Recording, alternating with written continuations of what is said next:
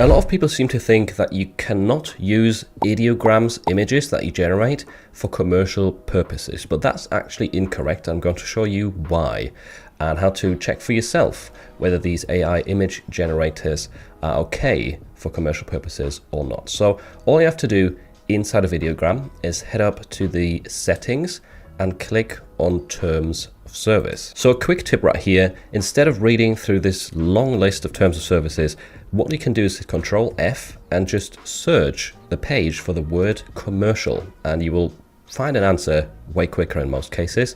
And there's a few instances of the word commercial in these terms.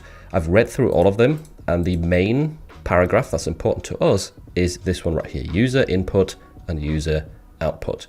And the most important sentence within this is this one right here. So we do not claim any ownership rights in your user input or user output. And we do not restrict your ability to use user output, this being the images that you generate, for your own purposes, including for commercial purposes. So basically, they don't restrict our ability to use the images for commercial purposes. However, they also say this, and this is important, you are responsible for your content, including taking all steps necessary to ensure that it does not violate any laws or rights of third parties of these terms. Basically, meaning you can't just generate anything you want.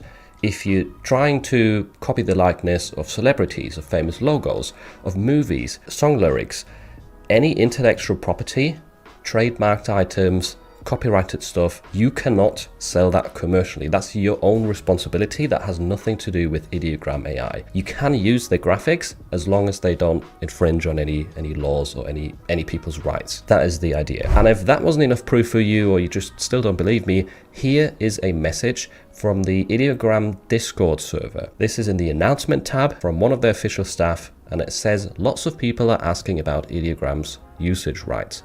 We do not restrict your rights in your outputs, even if you're a free user. So you don't have to be subscribed to a paid plan to use the images that you generate for commercial purposes.